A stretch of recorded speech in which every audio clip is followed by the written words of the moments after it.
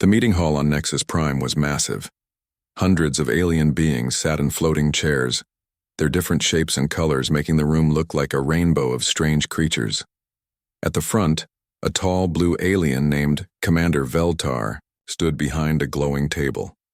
His four eyes looked serious as he stared at the crowd. "We have a problem," Veltar said. His voice was deep and carried across the room without any help from machines. "Our long-range sensors found something that should not exist." The room became quiet. These were the most important leaders in the galaxy. They ruled over thousands of worlds and billions of beings. Very few things could make them worried. Veltar touched the table. A hologram appeared above it, showing a small yellow star with several planets around it. One planet was blue and green, covered in swirling white clouds.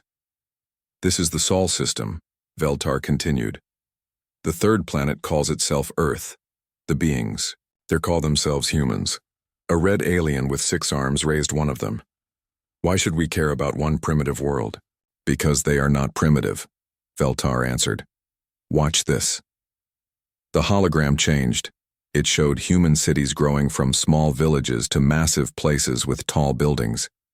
It showed humans learning to fly, then going to their moon, then building space stations.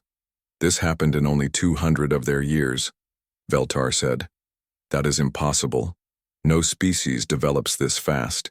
It took us 3,000 years to go from discovering fire to reaching space. It took the Zentari 5,000 years. Every known species in the galaxy took at least 2,000 years, but humans did it in 200. The room filled with worried whispers. The floating chairs moved as the aliens talked to each other in dozens of different languages. An old alien that looked like a walking tree spoke up. "Perhaps your data is wrong." "We checked it many times," Veltar replied. "We also found something else. They have nuclear weapons. Hundreds of them, and they built them in less than 100 years after learning basic chemistry." Now the room was really worried. Nuclear weapons were dangerous things. Most species only built them after thousands of years of careful development. Building them too fast usually meant the species destroyed itself. "What do you think this means?" asked a crystal-like being whose voice sounded like music. "We think humans might be hiding their real abilities," Veltar said. "We think they might be much more dangerous than they appear." The leader of the meeting, an ancient alien called the first speaker, raised a tentacle for silence. The first speaker was so old that no one remembered what species it belonged to. It had been leading the Galactic Confederation for longer than most civilizations had existed. "We must know the truth about these humans," the first speaker said. "Send a scout team. Use our best stealth ship. Find out what we are really dealing with." Captain Zoran stood in the control room of the Silent Observer. He was proud of his ship. It was the best stealth vessel in the galaxy. Its cloaking system had never failed. No enemy had ever detected it. Zoran was tall and green, with large black eyes. He came from a species that was naturally good at hiding and sneaking. His people had been the galaxy's best spies for thousands of years. "How long until we reach the Sol system?" he asked. 3 days, Captain," answered his pilot, a small, gray alien with many tentacles. "Good. Remember, this is just observation. We get close, we watch, we learn, and we leave. Do not take any risks." Zoran looked at his crew. There were 5 of them, all experts in their jobs. They had done missions like this hundreds of times before. This should be easy. But something felt wrong. Zoran could not explain it, but he had learned to trust his feelings. His instincts had kept him alive through many dangerous missions. "Sir, we are approaching the edge of their solar system," the pilot reported. Zoran looked at the main screen. The Sol system looked normal. A yellow star with several planets, nothing special about it. "Any signs of advanced technology?" he asked. "Negative, sir. I see some basic satellites around the third planet. Very primitive. Nothing that could threaten us. Begin full scans. I want to know everything about this system." Far below on Earth, in a secret base hidden deep under the Gobi Desert, Dr. Jin-Ho Kim sat in front of a wall covered with screens. The screens showed things that looked like they came from science fiction movies. But this was real. Jinho was a thin man with gray hair and glasses. He looked like any normal scientist, but he was not normal at all. He was one of the most important people on Earth, though almost no one knew he existed. "Sir, we have movement," said a woman sitting next to him, one ship approaching from the outer system. Jinho nodded. He had been expecting this. "What type of ship?" "Altarian design, stealth class. They think we cannot see them." Jinho almost smiled. The aliens thought their stealth technology was perfect. They did not know that humans had been watching them for almost 200 years. "Their technology level?" Jinho asked. "About what we expected. Maybe a little better than the last ones we captured." "Good. Begin Protocol 7. The woman's fingers moved over controls that looked nothing like any human technology. Lights flashed in patterns that hurt to look at directly. Protocol 7 initiated. "The net is ready." Jinho watched the main screen. It showed the alien ship moving slowly through their solar system. The aliens were being very careful, scanning everything. They thought they were hunters studying their prey. They were wrong. They were the prey. "Sir, they are passing Jupiter now," the woman reported. "Let them get closer. We want good scans of their ship before we take them." On the silent observer, Captain Zoran was getting confused. His instruments were showing strange readings as they moved deeper into the system. "What is causing these energy patterns?" he asked his science officer. "Unknown, sir. Maybe solar radiation or magnetic fields from the gas giant planets." Zoran did not like unknown things. In his experience, unknown things usually meant danger. "Run a full diagnostic on all systems," he ordered. "All systems show normal, Captain." They passed Mars. The red planet looked dead and empty, just like their files said it should. Earth was growing larger on their screens. It looked beautiful, covered in blue oceans and green land. "I am reading millions of life forms on the surface," the science officer reported. "The dominant species appears to be mammalian, bipedal, average height about 1.7 meters. Any signs of advanced technology?" "Negative, sir. I see some basic radio signals and primitive aircraft. Nothing above level 2 on the development scale." Zoran relaxed a little. Level 2 meant the species was barely out of the Stone Age. They were no threat to anyone. "Move us closer. Begin detailed scans of their major population centers." In the desert base, Jinho watched the alien ship approach Earth. "Distance?" he asked. 50,000 kilometers and closing." "Perfect. Activate the field."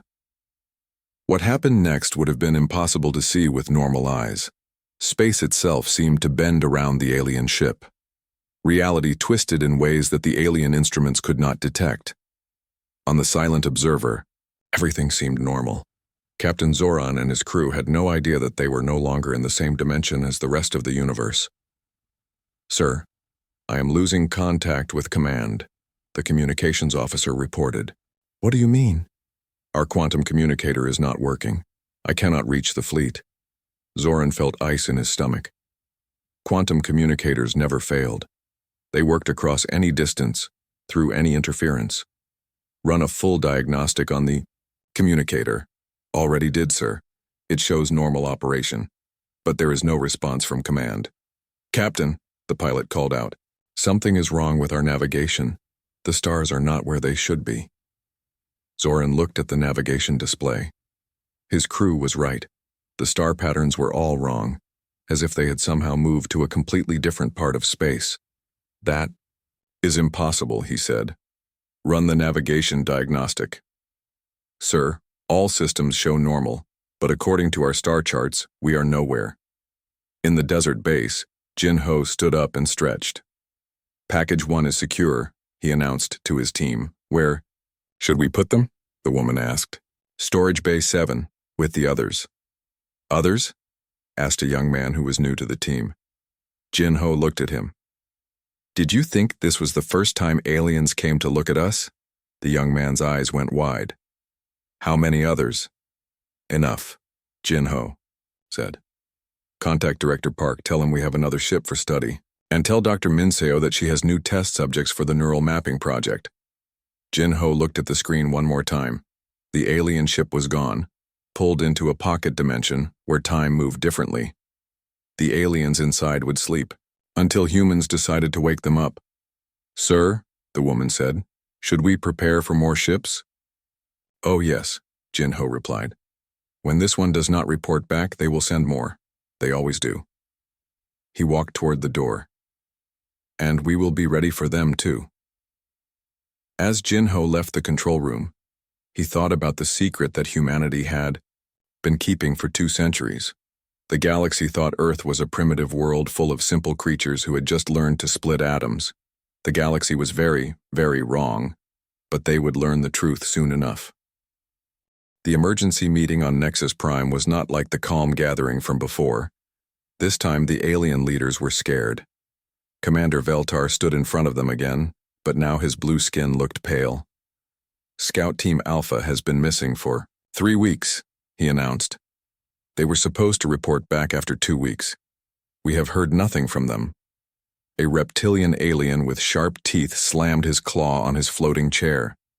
"How does an entire ship just disappear?" "We do not know," Veltar admitted. "The Silent Observer was our best stealth ship. It should have been impossible to detect, impossible to stop." "Maybe they crashed," suggested a bird-like creature with golden feathers. "No. We would have detected the wreckage. We would have picked up their emergency beacon. There is nothing. It is as if they never existed." The first speaker raised a tentacle. "What do our long-range sensors show about the Sol system now?" "The same as before. Primitive technology. Basic radio signals. No signs of advanced weapons or defenses." "Then send another team," the first speaker commanded. "A larger one this time." Fleet Commander Kethral stepped forward. He was a massive alien with gray skin and 4 arms. His species was known for their military strength and tactical skills. "I will take 5 ships," Kethral said. "We will approach the system in formation. If something happened to Alpha Team, we will find out what." "Use quantum entanglement communicators," ordered the first speaker. "Nothing can block those signals, not even black holes." "Yes, first speaker." 2 days later, Kethral's squadron approached the Sol system. 5 sleek warships moved through space in perfect formation. Each ship carried the most advanced communication equipment in the galaxy. On Earth, in a small office building in Seoul that looked like any other business building, Director Hyunwoo Park sat behind his desk.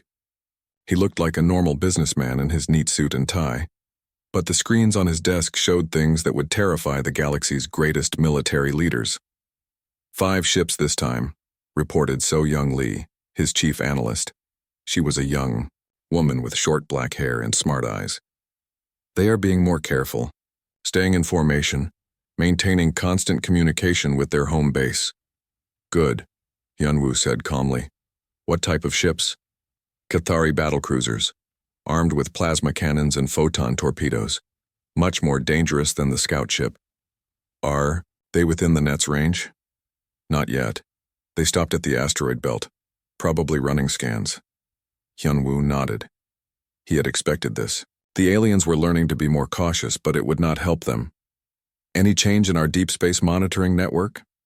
"All stations report normal operation. The aliens still have no idea we can see them coming from 3 star systems away." Hyunwoo turned to look out his window. Seoul looked like any normal city. People walked on the streets, cars drove by. Everything seemed ordinary. But hidden beneath the city were tunnels and facilities that contained technology beyond anything the galaxy had ever seen. "Director," So Young said, "we are getting quantum communication intercepts from their ships." "What are they saying?" "The usual. All scans show normal. No signs of advanced technology. Proceeding with caution. Let me know when they cross the Mars orbit line." In space, Fleet Commander Kethral studied the readings from his sensors. Everything looked normal. Sol was just a regular star system with one planet that had developed simple life. "Commander," his communications officer reported, "I am picking up radio signals from the 3rd planet. Very basic. They seem to be entertainment broadcasts and primitive communication networks." "Any military communications?" "Nothing advanced, sir. Some basic radar systems, a few communication satellites. Nothing that could threaten us." Kethral relaxed slightly. Maybe Alpha Team had just suffered an equipment failure. Maybe they had gotten lost in hyperspace. Such things happen sometimes, even to the best crews. Move us forward. Maintain formation. Keep all quantum communicators active. Yes, Commander. The 5 ships moved deeper into the system. Behind them, their quantum communicators sent a steady stream of data back to Nexus Prime. Every scan, every reading, every observation was transmitted instantly across hundreds of light years. On Nexus Prime, Commander Veltar watched the incoming data. Everything looked normal. The human planet showed no signs of advanced defenses. Their technology was exactly what they expected from a Level 2 species. Sir, his assistant said, the squadron is approaching Mars. Good. Soon we will have answers about what happened to Alpha Team. In Seoul, So Young looked up from her screens. Director, they have crossed the line. Hyunwoo nodded. Begin capture protocol. All 5 ships simultaneously. Understood. So Young's fingers moved across controls that looked like they were made from liquid light. Across the Earth, hidden, facilities buried deep underground came to life. In Antarctica, beneath miles of ice, Dr. Min Seo Kim stood in a chamber that seemed to go on forever. Massive machines hummed with power that came from sources the galaxy had never imagined. Initiating dimensional displacement, she announced to her team. Field generators online, someone replied. Quantum anchors locked. Reality distortion at maximum. Execute. Space itself bent around the 5 alien ships. But unlike what happened to Alpha Team, this time the process was more violent. Kethral and his crews had only seconds to realize something was wrong. Commander, the navigation officer shouted, stars are disappearing. What do you mean disappearing? I mean they are gone. The star charts show nothing. It is like we are in empty space. Impossible. Run a full diagnostic. Sir, I am losing. Quantum communication with home base. Kethral felt panic rising in his chest. Quantum communicators never failed. They worked by using particles that were connected across any distance. Nothing could break that connection. Status of all ships. Sir, I cannot contact any of our other vessels. They were right next to us. How can I not contact ships that are right next to us? But when Kethral looked at his main screen, he saw only darkness. The other 4 ships were gone. The stars were gone. Everything was gone except his ship floating alone in empty space. On Nexus Prime, Veltar watched his screens in horror. The quantum signals from all 5 ships had cut off at exactly the same moment. The communicator equipment had actually exploded from the sudden feedback. What happened? The first speaker demanded. Unknown, sir. All 5 ships just stopped. Transmitting. Send a probe, an automated one. Sir, we already prepared one. The most advanced AI probe in our fleet. Launch it immediately. The probe was small and fast. It carried no crew, so there would be no lives lost if something went wrong. Its AI was smart enough to avoid most dangers and fast enough to escape if it found trouble. The probe approached the Sol system carefully. It stayed far away from the planets and used passive sensors only. Its mission was simple: find out what happened to the missing ships and return with data. The probe made it as far as Pluto, before it too went silent. In Seoul, Hyunwoo looked at the reports from his team. 3 successful captures in 1 month. The aliens were giving them so much technology to study that the science teams could barely keep up. Director, So Young said, we are receiving communication intercepts from Nexus Prime. They are starting to panic. What are they saying? Multiple emergency sessions. Some species are withdrawing their fleets to defend their home worlds. Others are demanding immediate military action against Earth. And what does their high command want to do? They are divided. But the moderate voices are losing influence. Hyunwoo thought about this. Humanity had been preparing for this moment for 200 years, ever since the first alien ship crashed in Siberia and showed them they were not alone in the universe. Contact the Global Council, he ordered. Tell them it is time for Phase 2. Sir, are you sure? Once we begin active operations, there will be no going back. So young they were never going to leave us alone. Better to act while we still have the advantage of surprise. That night, in secure facilities around the world, human scientists studied the captured alien ships. The technology was impressive but not beyond human understanding. Humanity had been reverse engineering alien tech for generations. Dr. Jae-sung Choi, head of the Xenotechnology Division, walked through storage, Bay 7. Inside the bay were 3 alien ships, each one held in place by fields that existed in 11 dimensions. "How are our guests doing?" he asked Dr. Yoonji Kim, head of Xenobiology. "Still in stasis. Their life signs are stable. We could wake them up anytime we want." "Any problems with the mind scans?" "None. We have complete maps of their neural patterns.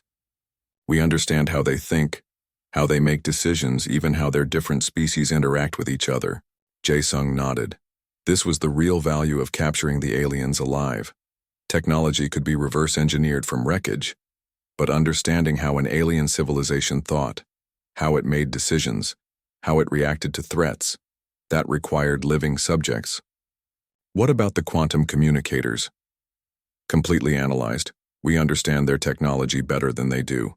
We can intercept any message, decrypt any code, and even send false messages that they will believe are real."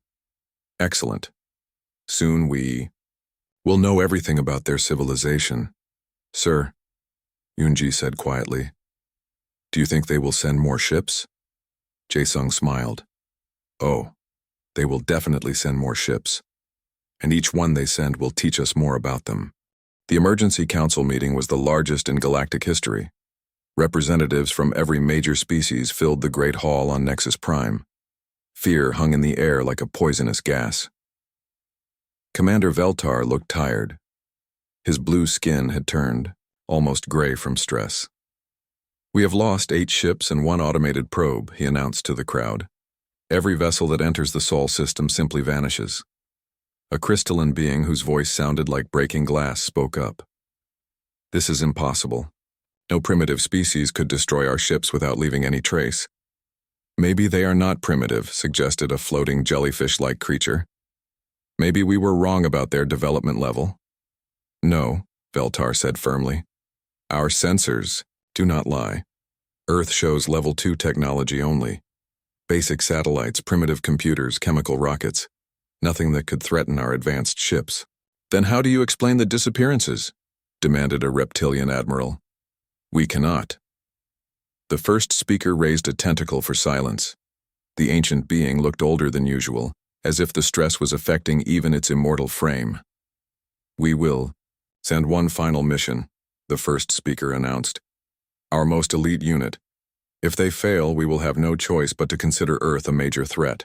In the far corner of the hall, General Zareth stood up. He was tall and thin with pale white skin and red eyes. His species, the Phantom Corps, were known as the best infiltration specialists in the galaxy. "I will take this mission personally," Zareth said. "My ship uses experimental phase-shifting technology. We can exist partially outside normal space-time. Whatever is happening to the other ships should not affect us." "How sure are you?" asked the first speaker. "Our technology is completely different from standard ships. If something is targeting conventional vessels, we should be immune. Then go. But this time do not attempt close observation. Deploy your microprobes from maximum safe distance and retreat immediately." "Understood." 2 days later, Zareth's ship approached the Sol system. The vessel looked like it was made of smoke and shadow. Parts of it seemed to exist in normal space, while other parts flickered in and out of reality. "Phase shift status?" Zareth asked his crew. "Stable at 60% displacement," replied his engineer. "We are existing partially in normal space, and partially in phase space." "Good. This should make us invisible to any known detection method." On Earth, in the Antarctic facility buried under miles of ice, Dr. Min-seo Kim watched the alien ship approach on her screens. The facility around her looked like something from a science fiction movie, full of machines that hummed with impossible energy. "Interesting," she said to her assistant. "This one is different." "How so, Doctor?" "It is using dimensional phase technology. Crude compared to our systems, but clever for their level of understanding." "Will our capture fields work on it?" "Oh yes. We have been dealing with multi-dimensional technology for over a century. This is actually easier than the normal ships. Min Seo turned to her team. Prepare capture protocol. But this time, let them deploy their probes first. I want to see what their microtechnology looks like. Zareth's ship stopped at the edge of the asteroid belt. Through his sensors, he could see Earth in the distance. It looked peaceful and blue, covered in swirling white clouds. Any signs of the missing ships? He asked. Negative, sir. No wreckage, no energy signatures, nothing. Deploy the microprobes. Target the major population centers.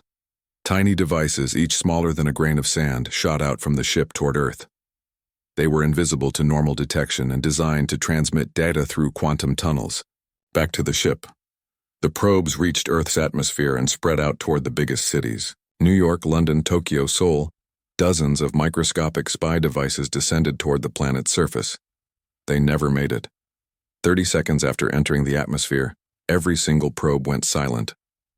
What happened? Zareth demanded. Unknown, sir. They just stopped transmitting. Run diagnostics on the quantum transmitters. Sir, the transmitters are working perfectly, but there is nothing to receive signals from. Zareth felt a cold fear in his stomach. His microprobes were the most advanced spy technology in the galaxy. They were designed to be undetectable and unstoppable. Begin immediate retreat, he ordered. But it was too late. Space around his ship began to twist and bend. Reality itself seemed to fold like paper. Zareth watched in horror as stars disappeared and reappeared in wrong places. Phase shift status, he shouted. Sir, we are being pulled out of phase space. That is impossible. Nothing can affect phase space. Sir, our dimensional anchors are failing. The ship shuddered and groaned as forces beyond their understanding grabbed it and pulled it into a pocket of space that should not exist. In the Antarctic facility, Min Seo watched the capture with professional interest. Dimensional displacement. Complete, she announced. Package 3 is secured. Where should we store this one? Asked her assistant. Bay 12. The phase shift technology requires special containment fields. Doctor, their technology is more advanced than the previous ships. Yes, but still primitive compared to what we developed in the 1950s. File a report with Director Park. Tell him we have new phase shift technology to study. In Seoul, Director Hyunwoo Park read the report while eating his lunch. The aliens kept sending better ships, but they were still centuries behind human technology. Sir, So Young Lee said as she entered his office. We have intercepted communications from Nexus Prime. They are calling emergency sessions. Several species are demanding immediate military action. How immediate? Some are talking about sending full battle fleets. Others want to destroy the entire Sol system from long range. Hyunwoo put down his lunch. This was what he had been afraid of. Push the aliens too hard too fast and they might panic and do something dangerous. What is the timeline for their decision? Unknown. But the moderate voices are losing influence quickly. Then we move to Phase 2 immediately. Contact Captain Do-hyun. Tell him to prepare for deep insertion. Sir, are you sure? Once we infiltrate their territory, we cannot take it back. So young, they are about to panic and attack us. Better to be inside their decision-making process than to wait for them to decide our fate. That night, in a hidden facility beneath the Gobi Desert, Captain Do-hyun Kim stood in front of a ship that looked exactly like the captured alien vessel from Scout Team Alpha. But appearances were deceiving. Inside, the ship had been completely rebuilt with human technology. The alien computers had been replaced with quantum processors that could think in 11 dimensions. The engines now ran on zero-point energy. The hull was protected by reality distortion fields. Are you ready, Captain? Asked Dr. Jae-sung Choi. Yes, sir. We have complete neural maps of the original crew. The synthetic bodies are perfect copies. And your team? All ready. We have spent 6 months learning to think like them, talk like them, act like them. To any alien scanner we will appear, to be the original Scout Team Alpha returning home. Do-hyun looked at his team. 5 humans, but no one would recognize them as human. Their bodies had been replaced with perfect biological copies of the dead alien crew. Their minds had been enhanced with neural implants that would let them access the aliens' computer systems directly. Remember, Jae-sung said, you are not there to fight. You are there to watch and learn. We need to understand their military capabilities, their decision-making process, and their psychological weaknesses. Understood, sir. Most importantly, do not get caught. If they discover that humans can infiltrate their territory, they will realize how advanced we really are. Do-hyun nodded. He understood the stakes. If this mission failed, Earth might face the combined military might of the entire galaxy. But if it succeeded, humanity would have eyes and ears inside the enemy's most secret councils. The ship launched silently from Earth, using a dimensional fold that opened directly into hyperspace. To any watching sensors, it would appear that Scout Team Alpha was finally returning from their mission. 3 days later, the ship emerged from hyperspace near Outpost Cerberus, a major alien military base 3-star systems from Earth. Do-hyun activated the communications system. Outpost Cerberus, this is Scout Team Alpha requesting permission to dock. Alpha Team, came the excited reply. Where have you been? You were supposed to report back weeks ago. We had engine trouble in the outer system. Please clear us for docking. We have urgent information about the Sol system. Cleared for docking. Bay 7. Medical teams are standing by. As the ship approached the alien base, Do-hyun smiled grimly. The aliens thought they were welcoming home their own people. They were actually inviting the enemy into their most secure facility. Phase 2 is active, he announced to his team. Time to learn what our new galactic neighbors are really planning. On Earth, in his office in Seoul, Director Hyun-woo watched the mission status reports. The aliens thought they had been hunting humans. They were about to learn that humans had been hunting them back, and humans were much, much better at it. The ship docked at Outpost Cerberus without any problems. As far as the aliens knew, their missing scout team had finally come home. But the beings who walked off that ship were not aliens at all. They were human agents, deep behind enemy lines, ready to steal every secret the galaxy had to offer. The hunt was about to begin in earnest. Commander Yoo-jin Lee walked through the corridors of Outpost Cerberus wearing the perfect biological disguise of Captain Zoran. To every scanner, every sensor, every test the aliens could perform, she was the original Altarian scout captain, returning from a dangerous mission. But inside her mind, quantum processors recorded everything she saw. Neural implants downloaded terabytes of classified information from every computer system she passed. Her enhanced senses picked up conversations in dozens of alien languages and translated them instantly. Captain Zoran, called out an excited alien officer. We were so worried. What happened to you? Yoo-jin smiled with perfect Altarian facial expressions. Engine failure in the outer system. We barely made it back. And what did you learn about the humans? Much. But I must report to command first. This information is classified at the highest levels. The alien officer looked disappointed but nodded. Of course. Commander Veltar is waiting for you in briefing room 7. Yoo-jin made her way through the base, memorizing every detail. The layout, the security systems, the personnel, everything was being recorded and transmitted back to Earth through quantum tunnels the aliens could not detect. In briefing room 7, Commander Veltar waited with several other high-ranking officers. They all looked excited and nervous.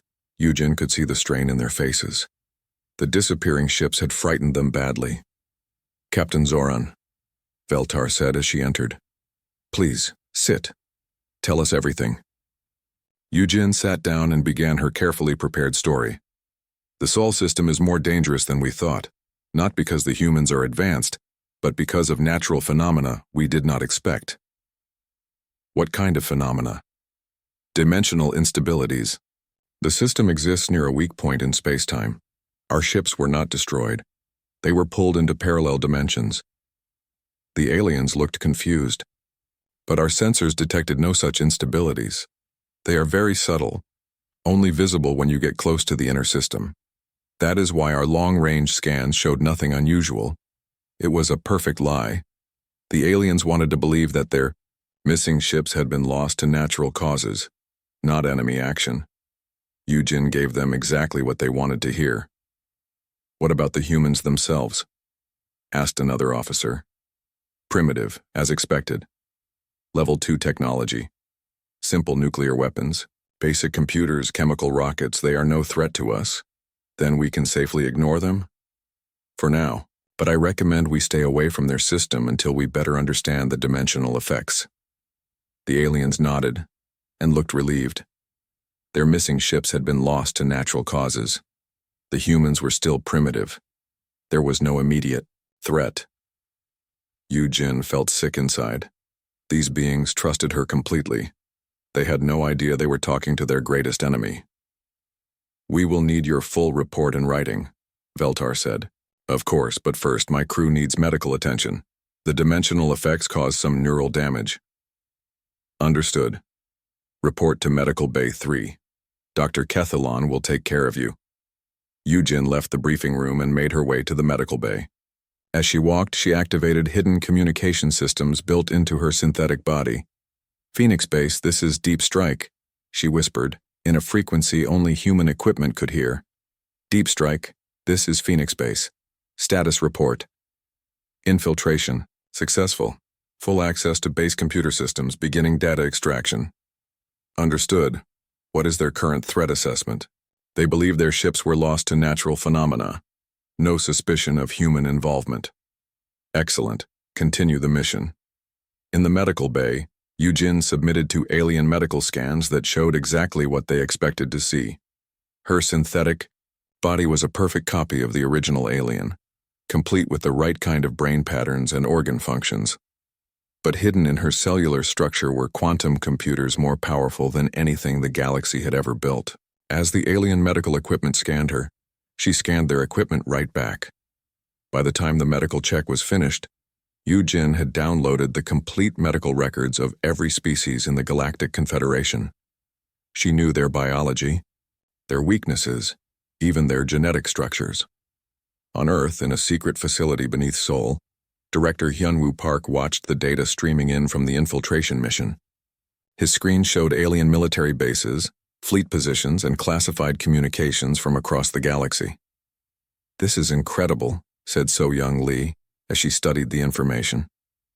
"They have no security against this kind of infiltration." "Why should they?" Hyunwoo replied. "They have never faced an enemy that could perfectly mimic their own people." "Sir, we are getting access to their complete military network. Fleet positions, weapons capabilities, strategic plans, everything. What about their political structure?" "That, too. We can see their internal communications, their decision-making processes, even their personal messages." Hyunwoo nodded. This was exactly what they had hoped for. The aliens thought they were studying humanity. Instead, humanity was studying them. Any sign that they suspect the truth? None. They completely believe that their ships were lost to natural phenomena. Good. But we cannot rely on that forever. Eventually, someone will ask the right questions. On Outpost Cerberus, Yu-Jin finished her medical check and returned to the quarters assigned to her team. The rooms were comfortable, designed for Altarian physiology. Her team was already there, also wearing perfect alien disguises. "Status report," she said quietly. "Full access to the computer networks," reported one team member. "We have downloaded their military protocols, communication codes, and tactical databases. Their quantum communication system is completely compromised," said another. "We can intercept any message anywhere in their territory. Weapons capabilities? Plasma cannons, photon torpedoes, antimatter missiles. Powerful, but nothing we cannot defend against. Fleet strength? Approximately 50,000 ships across all species. Most are patrol vessels and transports, maybe 5,000 real warships." Yu-Jin processed this information. 50,000 ships sounded like a lot, but most of them were not designed for serious combat. And now that humanity had access to their communications, they could track every ship movement in real time. What about their leadership? Fractured, multiple species with competing interests. They argue constantly about everything. That is useful. A divided enemy is a weak enemy. Yu-Jin activated her secure communication system again. "Phoenix Base, this is Deep Strike. I need to speak with Director Park." A moment later, Hyunwoo's voice came through the quantum link. This is Director Park. Sir, we have a problem. The aliens are planning to send a massive exploration fleet to our sector. Not to Earth specifically, but close enough to detect our real deep space installations. When? 3 months. They want to map all the systems within 50 light-years of Earth. Hyun-woo was quiet for a moment. That changes things. If they find our monitoring stations, they will realize we have been watching them for centuries. Sir, there is more. Some of the military leaders are pushing for preemptive strikes against any system that shows signs of advanced technology, even without proof of hostility. They are scared. The disappearing ships have made them paranoid. Some are arguing that any unknown threat should be eliminated immediately. This was exactly what Hyun-woo had feared. Push the aliens too hard, and they might lash out blindly. Deep Strike, I am authorizing Phase 3. It is time to reveal ourselves, but on our terms. Sir, are you sure? We cannot wait 3 months. If they send exploration fleets to our territory, the deception will be over anyway. Better to control how they learn the truth. Understood. What are your orders? Complete your intelligence gathering. We need to know everything about their military capabilities before we make contact. And after that? After that, we give the galaxy the biggest surprise in its history. Yoo-jin closed the communication link and looked at her team. They had been living as aliens for weeks now, but soon they would be able to go home. Change of plans, she announced. We have 72 hours to download everything we can about their civilization. After that, we go active. Active how? We are going to send a message to every government in the galaxy, and we are going to do it from inside their most secure facility. Yoo-jin smiled, though the expression looked strange on her alien face. The galaxy thinks Earth is a primitive world full of simple creatures. Time to show them how wrong they are. 3 days later, every communication system in the Galactic Confederation received the same message simultaneously. It appeared on military networks, civilian broadcasts, personal communication devices, and even emergency systems. The message was simple. We know you have been watching. We have been watching longer. Shall we talk? The transmission came from everywhere and nowhere. Every attempt to trace its origin failed. It seemed to have been sent from outside the galaxy itself, yet somehow reached every world instantly. On Outpost Cerberus, alarms blared as security officers tried to understand how their networks had been compromised. In the chaos, no one noticed as 5 figures quietly made their way to the docking bay, where their ship waited. Yoo-jin and her team reached their vessel and quickly prepared for departure. Around them, the alien base was in complete panic as officers tried to figure out who had sent the mysterious message. Deep Strike to Phoenix Base, Yoo-jin reported as their ship. The emergency session on Nexus Prime was chaos. Representatives from every major species shouted at each other in dozens of languages. The Great Hall, that had always been a place of calm diplomacy, now looked like a war council preparing for disaster. Commander Veltar stood at the center of it all, his blue skin pale with stress. The message appeared on every communication system in the galaxy, he announced over the noise. Military networks, civilian broadcasts, personal devices, everything. How is that possible? Demanded Admiral Thexerin, a massive gray alien with 4 arms. Our security systems are the best in the galaxy. Unknown, sir. Our technicians cannot explain it. The message seemed to come from everywhere at once. A crystalline being whose voice sounded like breaking glass spoke up. What exactly did the message say? We know you have been watching. We have been watching longer. Shall we talk? The hall fell silent for a moment. Then the shouting started.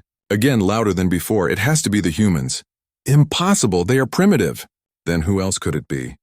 The first speaker raised a tentacle for silence. The ancient being looked older than ever, as if the weight of galactic leadership was finally becoming too much. We will accept their invitation, the first speaker announced. The hall erupted in protests. You cannot be serious. This could be a trap. We should attack first. Silence! The first speaker's voice boomed across the hall with power that made the walls shake. We will send a diplomatic ship to the coordinates they provided. If this is the humans, We will learn how they achieved such capabilities. If it is someone else, we need to know who. Admiral Thexeren stepped forward. I volunteer to lead the mission. No. This requires a diplomat, not a soldier. Ambassador Kyle Vera will represent the Confederation. Kyle Vera was a tall, elegant alien with silver skin and large purple eyes. Her species was known for their diplomatic skills and ability to communicate with almost any form of life. I accept the honor, she said calmly. When do I leave? Immediately. Take our fastest ship and minimal crew. If this is hostile, I want you able to escape quickly. 2 days later, Ambassador Kyle Vera's ship approached the coordinates given in the mysterious message. She expected to find a planet or space station. Instead, she found empty space between galaxies. There is nothing here, reported her pilot. Keep scanning. Something sent that message. Wait. I am reading massive energy signatures. Something is materializing directly ahead of us. Space itself seemed to fold and twist. Reality bent like paper being crumpled and then smoothed out again. When the distortion cleared, a structure hung in the void where nothing had been before. It was enormous, the size of a small moon, but clearly artificial. The surface was smooth and silver, covered in patterns that hurt to look at directly. Energy fields surrounded it that registered on sensors as impossible. They seemed to exist in more dimensions than space should have. What is that? Whispered the pilot. I do not know, Kyle Vera admitted. But we came here to talk, send a standard greeting signal. Before they could transmit anything, their communication system activated by itself. A voice spoke in perfect galactic standard, but with an accent no one in the galaxy had ever heard. Welcome, Ambassador Kyle Vera. Please dock at the coordinates we are transmitting to your ship. Do not be afraid. You are perfectly safe. How do you know my name? Kyle Vera asked. We know many things about you and your people. We have been watching the galaxy for a very long time.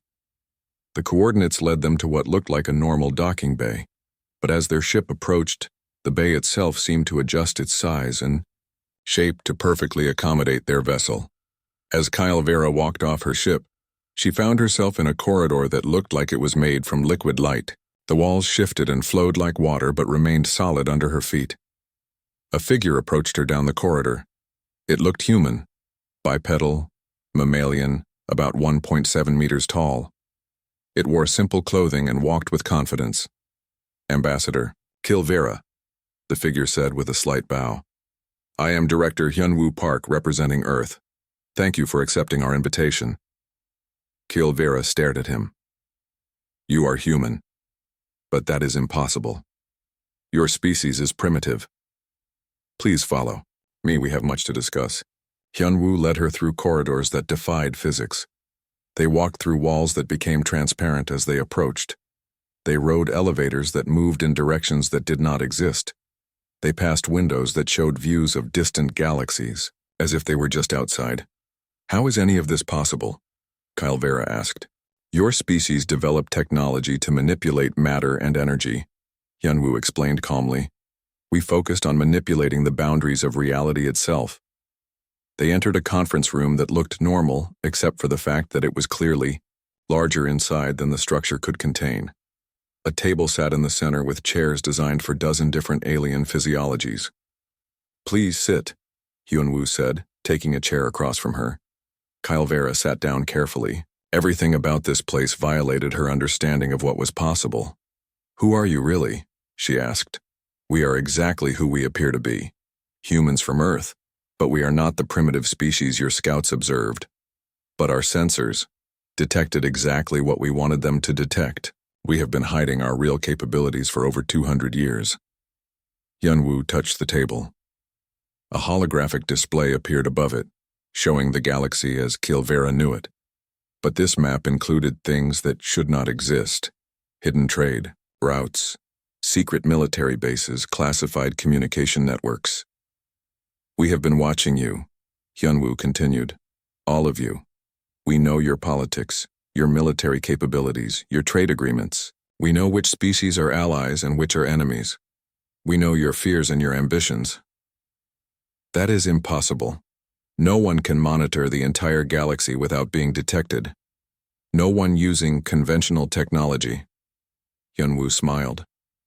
But we stopped using conventional technology sometime around your year 1850. So young Lee entered the room carrying data tablets that seemed to be made from crystallized light. She placed them on the table in front of Kyle Vera. These contain samples of what we have learned about your civilization, Hyunwoo said. Feel free to examine them. Kyle Vera picked up one of the tablets. The information it contained made her skin turn pale.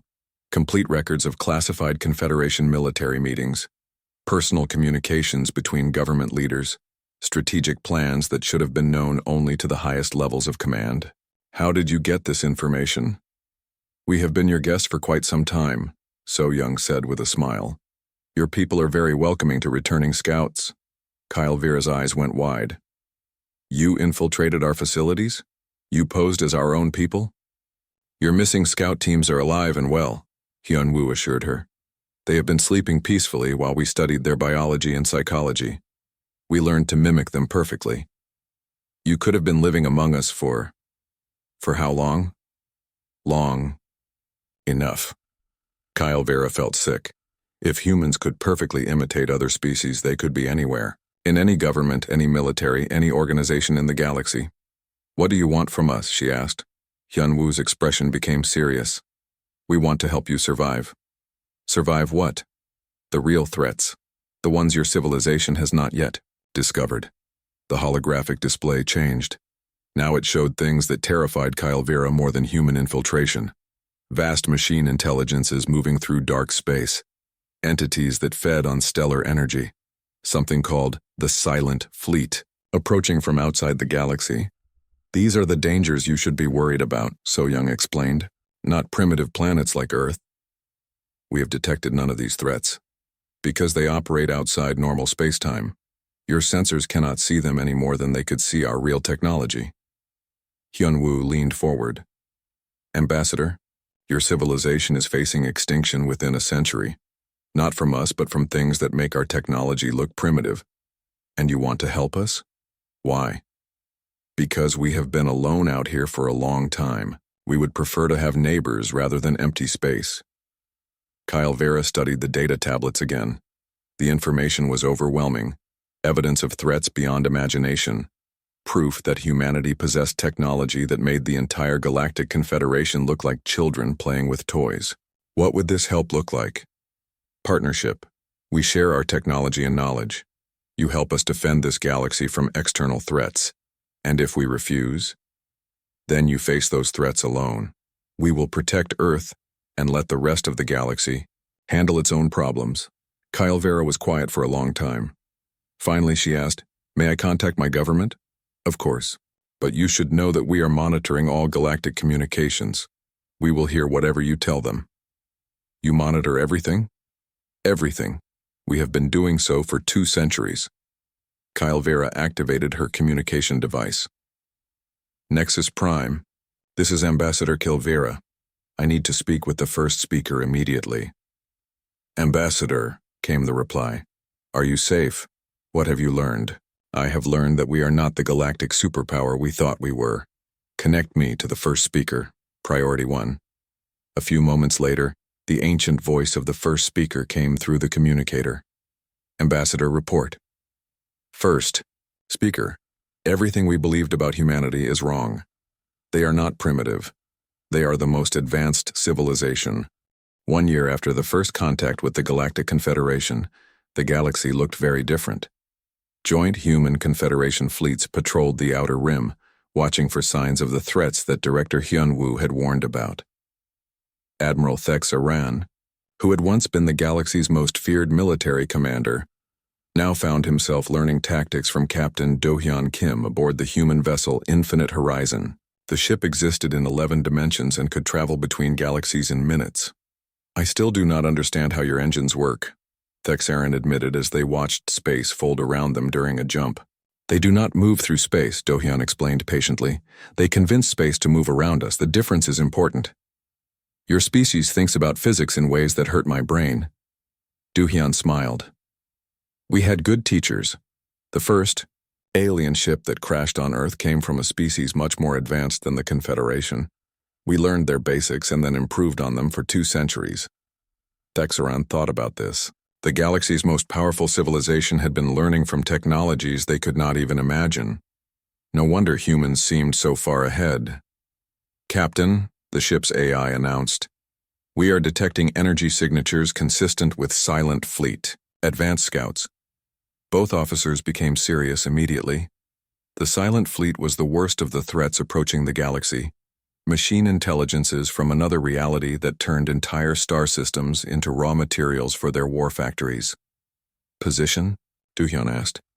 "Outer edge of the Vega sector, 3 light-years from the nearest inhabited system. Alert all nearby ships.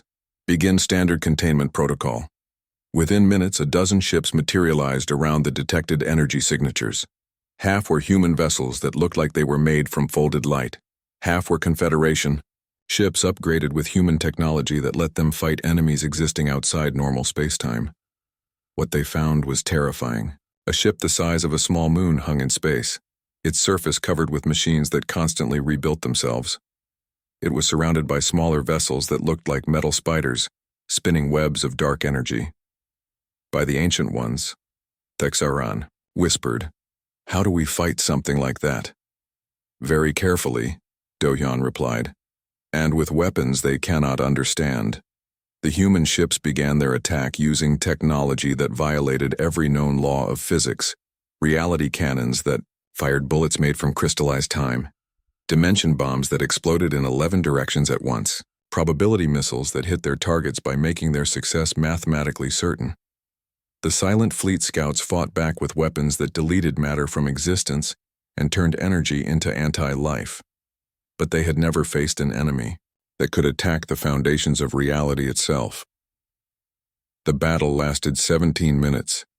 When it was over, the Silent Fleet scouts were gone, erased from existence so completely that even their quantum shadows had been destroyed. "Status report," Dohyun requested. "All enemy vessels destroyed," the AI announced. "No casualties on our side, no contamination detected." Thexeran looked amazed. "In my entire career, I have never seen weapons like that. And hopefully you never will again. Those weapons are too dangerous to use except against enemies like the Silent Fleet. How many more scouts do you think are coming?" "Many. But now we know they are here. We can watch for them." On Earth, in the Global Defense Command Center beneath, Seoul Director Hyun-Woo Park reviewed reports from across the galaxy. The partnership with the Confederation was working better than he had hoped. "Sir," So-Young Lee announced, "we have successfully trained the first class of alien officers in dimensional warfare tactics." How did they perform? Better than expected. The Altarians adapted quickly to 11-dimensional thinking. The Cathari are excellent at operating probability weapons. The Zentari show natural talent for reality manipulation. Any problems? Some of the older officers struggle with concepts their species never developed, but the younger ones learn fast. Hyun-Woo nodded. It would take time to bring the galaxy's military up to human standards, but they were making progress. What about technology transfer? We have shared basic dimensional field generators with 12 species, quantum communication systems with 8, reality anchors with 5. And they are all maintaining security protocols? Yes, sir. They understand that if this technology falls into the wrong hands, it could be used to destroy entire solar systems. Dr. Min-Seo Kim entered the command center carrying a data tablet. "Director, we have finished analyzing the Silent Fleet scout ships." "What did you learn?" "They are definitely from outside our reality. Their technology is based on converting matter directly into computational power. Each ship is essentially a mobile civilization." "Weaknesses?" "They cannot adapt to attacks that exist outside their understanding of physics. Our reality-based weapons are completely invisible to their defensive systems." "How many more are coming?" "Based on the quantum echoes we detected, probably thousands, maybe tens of thousands." Hyun-Woo felt a chill. Even with human technology, fighting tens of thousands of those ships would be difficult. "Timeline?" "First, major incursion will probably happen within 5 years. Full invasion within 10. Then we have work to do." On Nexus Prime, the first speaker called together the largest council meeting in galactic history.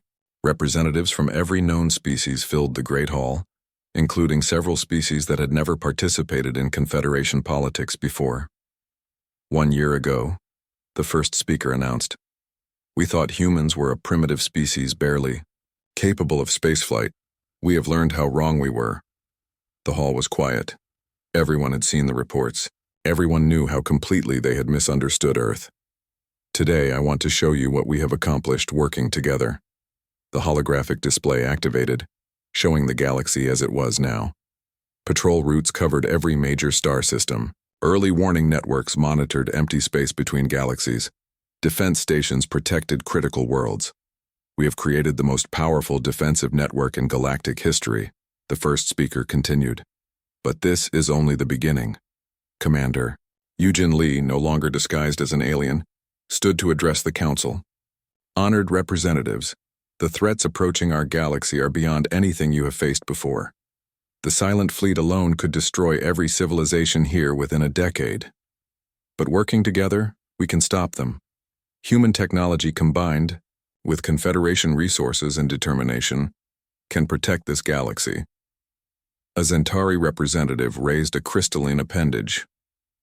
"What guarantees do we have that humanity will not use their technology to conquer us once the external threats are gone?" Hyunwoo, attending the meeting via hologram from Earth, answered calmly.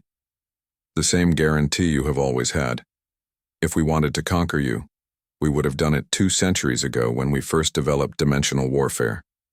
We could have taken over your governments, your militaries, your economies at any point in the past 200 years. Instead, we chose to watch and protect you from the shadows. But now the shadows are not enough. The enemies coming require all of us working together." An Altarian commander stood up. "I have served with human officers for the past 6 months. I have seen their technology and their capabilities. I believe they could have destroyed us all many times over. The fact that we are alive and free proves their intentions are peaceful." The debate continued for hours, but the conclusion was inevitable.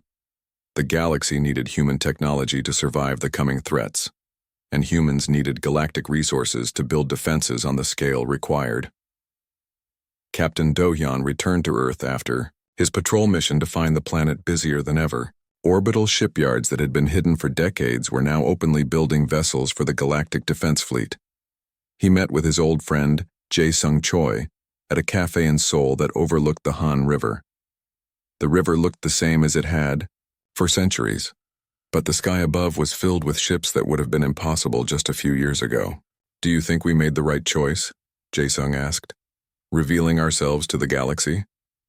"We did not have much choice," Do-hyun replied. "The Silent Fleet would have come whether we hid or not. At least this way we have allies. Allies who now know we could destroy them any time we wanted. Allies who trust us not to do that." Jae-sung sipped his coffee and watched a Confederation transport ship dock at the orbital station above them. "My grandfather would not believe what the world has become. Your grandfather lived when we were hiding from the galaxy. Now the galaxy knows about us, and we are all stronger for it." "Are we, though? Stronger, I mean?" Do-hyun thought about the joint exercises he had been running with alien crews. "Yes, human technology is powerful, but it has limits.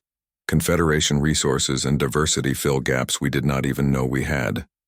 And when the real war comes, we will be ready for it." In his final log entry as Seoul, commander of Earth's defenses, Admiral Thexerin wrote words that would be remembered for generations. "We sent scouts to spy on Earth. They all vanished. For months we thought we had lost them to some unknown danger. We were right about the unknown danger. We were wrong about almost everything else. Earth did not take prisoners. Earth took students. And perhaps that was exactly what the galaxy needed. Today, young officers from a dozen worlds train aboard human